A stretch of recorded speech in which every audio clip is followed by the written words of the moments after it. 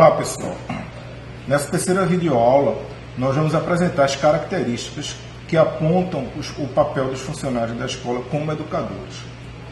Basicamente, existe uma lei, a Lei 2014 de 2009, que ela alterou o artigo 61 da LDB, que trata justamente de dizer quem são os profissionais da educação. E nessa lei, que na verdade é uma lei que é fruto de uma luta histórica dos trabalhadores em educação, uma luta de mais de 10 anos que envolveu os sindicatos dos trabalhadores em educação, a Central Nacional dos Trabalhadores em Educação, passeatas, marchas em Brasília. Nessa lei, a Lei 2014, promulgada em 2009, ela definiu que todos os funcionários que trabalham na escola são trabalhadores em educação, não só os professores. E a gente sabe, logicamente, que o Brasil é farto de leis, né? Existem muitas leis, né? E que, na verdade, existem leis, existe até esse ditado, né? Que no Brasil existe lei que pega e existe lei que não pega. E, na verdade, essa é mais uma lei, né? Que traz essa mudança, esse upgrade na função e na responsabilidade do trabalhador da educação, e que, na verdade, nós precisamos fazer com que essa lei ela possa realmente se efetivar, né? Que o trabalhador em educação ele possa ser reconhecido de fato como um educador. Então, a gente já foi um avanço muito grande, né? A gente ter a possibilidade de ter a legislação, e, na verdade, o que a gente precisa agora é que aconteçam duas coisas, né? O reconhecimento, como eu já falei, e a profissionalização desse trabalhador. É justamente isso que nós vamos estar discutindo na videoaula de hoje. O reconhecimento do trabalhador em educação, eu creio que ele tem três vertentes. A primeira vertente é o autorreconhecimento. Então, você que é trabalhador em educação não docente, você precisa se reconhecer enquanto educador, né? A responsabilidade que você tem enquanto educador. Porque se você não se convencer que é um educador, dificilmente você vai conseguir convencer outras pessoas sobre essa questão. E, logicamente, que esse reconhecimento ele passa por uma questão de maior responsabilidade, né? Você precisa perceber que todo o ato seu dentro do ambiente escolar, principalmente em relação, quando você está se relacionando com os alunos, e que de uma maneira ou de outra você vai se relacionar com os alunos, vai ser uma relação educativa. Você, enquanto adulto, você vai influenciar os alunos, tudo aquilo que você disser ou não disser, né, você vai fazer com que os alunos possam fazer uma reflexão e definir, né, sobre aquilo que eles acreditam ou sobre aquilo que eles não acreditam. Então é importante, né, que você possa realmente se reconhecer e lutar e compreender assim, a importância de você enquanto educador, né? De você realmente, a função que você exerce na escola é uma função essencialmente educativa. A segunda dimensão com relação ao reconhecimento é o reconhecimento da comunidade, ou seja, a comunidade onde você está inserido, lá o ambiente escolar, os professores, os pais, os próprios alunos, eles também precisam reconhecer que você é um educador. As instituições que estão mais acima da escola, como Secretaria de Educação, as gerências regionais, né, eles precisam reconhecer, e precisa haver esse reconhecimento da comunidade, esse reconhecimento da sociedade, de que aquelas pessoas que trabalham na escola, aquelas pessoas que estão lotadas na escola, eles de fato são educadores e eles têm também essa responsabilidade de conduzir a questão educativa das crianças. Que é como a gente falou na videoaula número 2, né? Que nessa perspectiva de que a escola não está só para ensinar conteúdo, ela está também para ensinar cultura, está para ensinar valores, é que a gente percebe a importância do trabalhador em educação. Então, por isso que precisa ter esse reconhecimento também da sociedade, esse reconhecimento da comunidade escolar, onde a escola está inserida, onde cada um de nós trabalha. A terceira dimensão é a dimensão política, né, desse reconhecimento. Então, nós precisamos lutar para que exista planos de cargos e carreira específicos para os trabalhadores em educação, onde, por exemplo, a questão da escolaridade possa ser contemplada.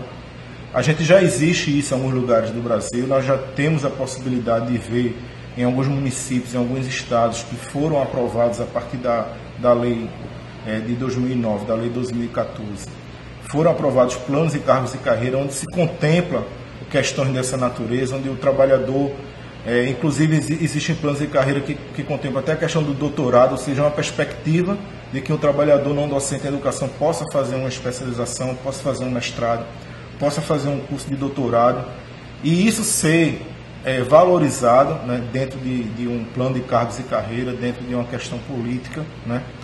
E existe a questão também da profissionalização, que nós vamos tratar daqui a pouco, também é uma questão política que precisa ser inserida dentro desse processo de reconhecimento. Logicamente que esse reconhecimento ele representa uma quebra de paradigma.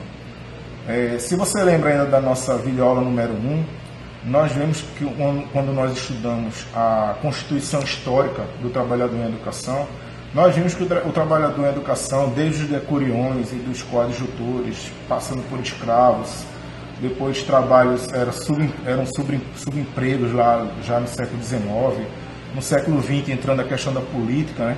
Então existia sempre o modelo em que eles tinham um papel de meros cumpridores de tarefas, né? E que eles eram chamados por diversos nomes, ora serviçais, auxiliares de serviços gerais ou servidores, né? Então,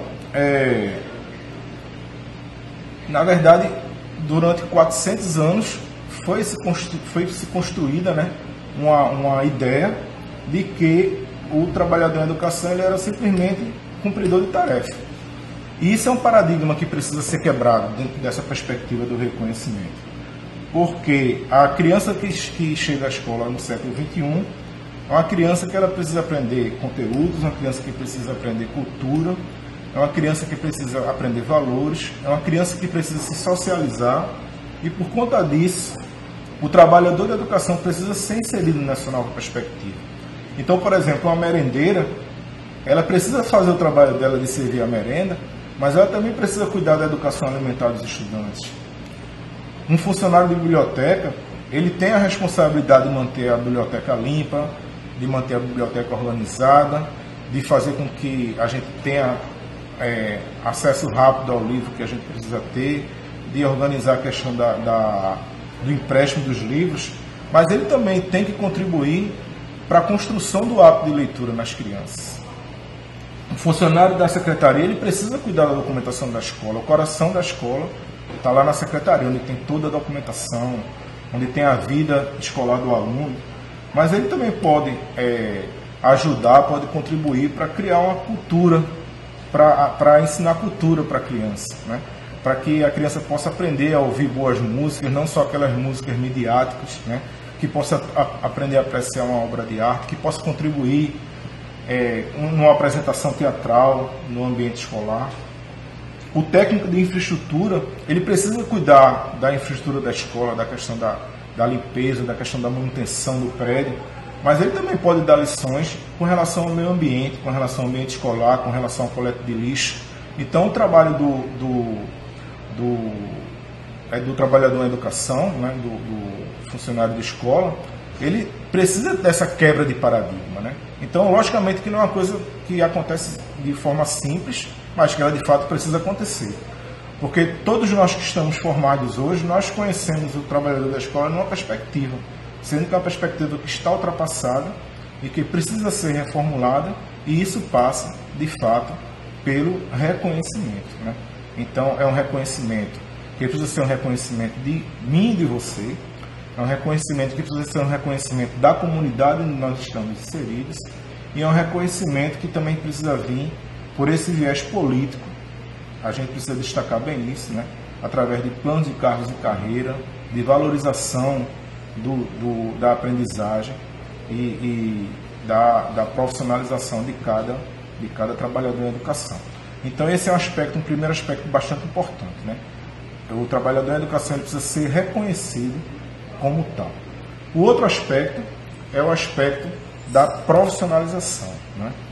E quando a gente fala de profissionalização, é a formação do trabalhador em educação. Normalmente, quando se fala em formação no ambiente escolar, na Secretaria de Educação, normalmente essa formação ela é destinada quase que exclusivamente para os professores, né? E isso é uma perspectiva que precisa ser mudada, né? Logicamente que o professor ele precisa da sua formação, né? A gente não está vivendo uma dicotomia. O professor precisa ter uma formação, precisa ter uma exigência de formação inicial, precisa ter formação continuada, até porque as questões pedagógicas são questões que mudam, né? Coisas novas estão sendo feitas. E engraçado que a educação, né, é uma área onde as novidades, né, os avanços do conhecimento, os avanços tecnológicos demoram muito a chegar. Quando a gente faz uma comparação, por exemplo, com a área da saúde, a gente vê que rapidamente aquilo que é desenvolvido, né, no âmbito da ciência, no âmbito do conhecimento, rapidamente chegam às pessoas, né? Você pode ver aí, por exemplo, a questão dos exames laboratoriais que existem hoje em dia, os remédios que trazem cura para novas doenças. Isso é um processo que chega rapidamente, né? Na educação não acontece isso. Então nós temos, desde o início do século XX, meados de 1910, 1915, educadores como Vygotsky e Piaget, por exemplo, que trouxeram várias inovações do ponto de vista pedagógico para as escolas. Mas nós continuamos no século XXI tendo o mesmo modelo educacional do século XIX. A tecnologia agora que começa a chegar na escola, mas infelizmente na maioria das escolas do Brasil a gente ensina do mesmo jeito como se ensinava no século XIX. Com um quadro que virou lousa, mas não deixa de ser um quadro. O giz virou piloto, mas não deixa de ser o mesmo modelo educacional. Então, demora, é impressionante como demora a chegar os avanços tecnológicos, né, os avanços do conhecimento a chegar na escola, mas eles precisam chegar, né? E o professor precisa, por isso, da formação continuada. Mas o trabalhador não docente ele também precisa da formação continuada. Ele precisa estar permanentemente tendo a possibilidade de conhecer novas perspectivas com relação ao trabalho dele, precisa estar tendo visão daquilo, de como ele pode executar melhor, e sem esquecer que a função primordial dele é uma função educativa. Então o trabalhador da educação é um trabalhador que ele não teve a exigência da questão educativa para ele ter acesso ao emprego dele na escola. Então é uma coisa que precisa ser construída, é uma coisa que precisa ser efetivada. Um teórico ele fala que formação são todas as formas pelas quais o profissional ganha mais competência pessoal, teoria técnica e social. Então é importante que o trabalhador da educação ele possa adquirir conhecimento técnico, possa adquirir competência, racionalidade e criticidade para poder ele atuar no ambiente escolar. Porque nós não podemos esquecer que a escola é um ambiente educativo e político, essencialmente um ambiente educativo e político. Então, por isso a importância dessa formação. E isso é que um curso como esse curso que vocês estão fazendo, o profissional, ele traz, né? Ele mostra novas identidades, as novas identidades do trabalhador na educação, né? Primeiro, essa questão até da própria nomenclatura, né? A própria nomenclatura traz a identidade. Como eu falei no início dessa videoaula, no início, né, os trabalhadores eram chamados de serviçais, de auxiliares de serviços gerais, nomes assim genéricos, né? Hoje, a partir do momento da profissionalização de cursos como esse, da legislação que veio em 2009 e das normatizações que sucederam a ela, hoje nós já temos uma nomenclatura específica para os trabalhadores em educação, que é a de trabalhador em educação, né? E com os seus diversos segmentos, né? Que basicamente 4 estão institucionalizados, né? Que são os técnicos em alimentação escolar, que seria a nossa conhecida merendeira, os técnicos em multimeios de dados, que são as pessoas que vão tomar conta e que têm a responsabilidade com os laboratórios das escolas, os técnicos em administração escolar, que basicamente são aquelas pessoas que trabalham na secretaria, e os técnicos em manutenção e infraestrutura escolar, que são as pessoas que vão estar com a responsabilidade de manter o prédio limpo, o prédio da escola limpo e funcionando. Essas 4 já estão institucionalizadas. Eu acredito que em breve nós teremos mais uma identidade funcional do trabalhador na educação, porque no Brasil a gente está vivendo uma nova perspectiva de inclusão da educação infantil dentro do ensino obrigatório. Então, hoje no Brasil está sendo construído diversos CMEs, né, que são os Centros Municipais de Educação Infantil, que esses centros municipais de educação infantil, a partir do momento em que a educação infantil se torna obrigatória no Brasil, ele traz um novo profissional não docente na educação, que é o chamado ADI, né, que é o auxiliar de desenvolvimento infantil, que é o profissional que vai estar auxiliando lá o professor nas creches, nas escolas de educação infantil. Então, são profissionais da educação que têm essencialmente a sua função educativa, que precisam da sua profissionalização para poder a escola chegar naquele que é o papel dela, que é a função dela. O que é que nós temos hoje de contra esse modelo de profissionalização? É a terceirização. A terceirização, como eu já falei lá na videoaula número 1, é algo que vem de encontro com esse modelo, né? Foi algo que começou no governo de Fernando Henrique Cardoso, por conta da questão do neoliberalismo, que na verdade ela vai de encontro por uma série de questões. Primeiro porque a terceirização ele tira esse caráter educativo do trabalhador na educação, porque a razão de ser daquele trabalho não vai ser mais a questão educativa, mas vai ser atender aquilo que é determinado pelo patrão, dono da empresa que ele terceiriza, né? Vai haver a rotatividade dos trabalhadores. Então, o trabalhador da educação ele precisa fincar pé na escola, ele precisa se constituir historicamente ali naquela escola, conhecer os alunos, conhecer os familiares dos alunos. E dentro do modelo de terceirização, isso não é possível, né? Porque hoje você trabalha numa escola, amanhã você vai trabalhar em outra escola, e isso acaba tirando o caráter educativo do trabalhador na educação. Outra questão importante é a questão do subemprego, né? Porque não vai haver a valorização, não vai haver o plano de cargos e carreira, né? Na verdade, vão ser empregos, cabides de emprego, muitas vezes, que vão ser colocados dentro do ambiente escolar para atender questões das mais diversas possíveis. Então, a terceirização é algo que nós precisamos lutar veementemente contra ela. E essa perspectiva de que o funcionário da escola não docente é um trabalhador em educação, ela vai fazer com que a gente consiga isso. Porque se o funcionário da escola é um trabalho da educação, é um trabalhador em educação, ele não é o trabalho dele não é uma função meio, é uma função fim da escola. E sendo uma função fim, ele precisa ser um servidor público. Então, é por conta de questões como essa que nós precisamos lutar. E eu acredito que cada vez mais os trabalhadores da educação eles estão conscientes desse papel fundamental que eles têm na escola enquanto educadores. É isso, minha gente. Eu creio que essa é uma discussão assim, bastante acalorada, inclusive a atividade que está relacionada com essa videoaula é uma atividade que eu acredito que vocês vão se interessar muito em fazer. E nós nos encontramos na videoaula número 4, quando nós vamos tratar da gestão democrática nas escolas. Até mais.